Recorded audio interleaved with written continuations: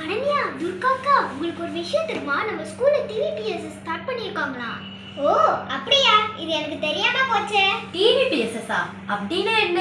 டிவிபிஎஸ்எஸ்னா நம்ம ஸ்கூல்ல ஸ்டார்ட் பண்ணியிருக்கிற ஒரு யூடியூப் சேனல். அந்த சேனல் மூலமா நம்ம எல்லாத்தையும் வெளிப்படுத்துவாங்க. நம்மளோட படைப்புகள், திறமைகள் அந்த மாதிரி எல்லாத்தையும் வெளிப்படுத்துவாங்க. சோ நம்ம உலக பூரா தெரிய போறோம். ஏ! இனிமே நாங்கலாம் எங்களோட திறமையை வெளிப்படுத்த போறோம். Salam sejahtera.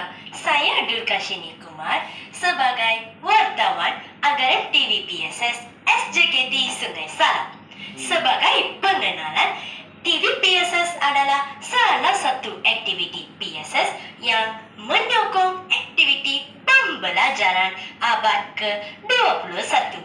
Murid akan dilatih untuk mengendalikan saluran Agaram TV menggunakan platform YouTube. Grup TVPSS akan membuat liputan di dalam dan di luar sekolah sebagai aktiviti pembelajaran.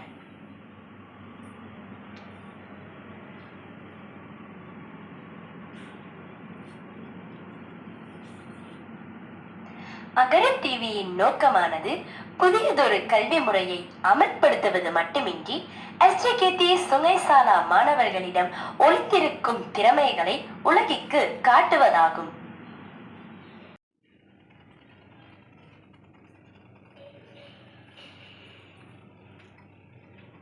Agaram TVPSS SDSS will hold the talents such as host, reporter, director and production crew.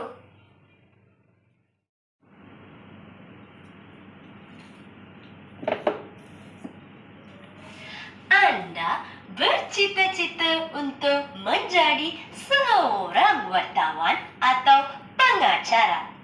Anda berminat dalam bidang penyiaran dan media. Anda mempunyai kemahiran dalam videografi maupun fotografi. Anda berketerampilan dan mahir berkomunikasi dengan efektif.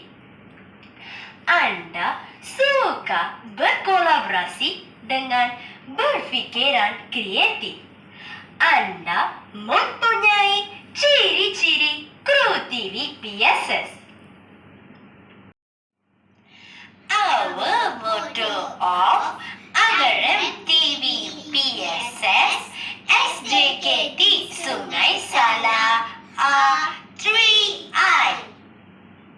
Informing, Inspiring, innovating.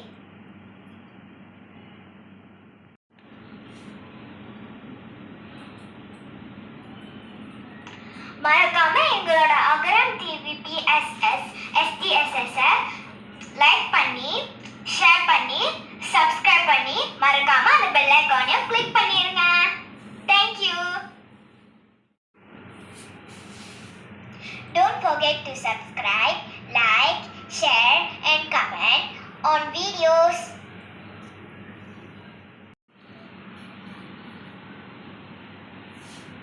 Pada hari ini, mari kita menyaksikan pelancaran logo Agaram TV PSS SJKT Sungai Salah. Jom kita saksikan.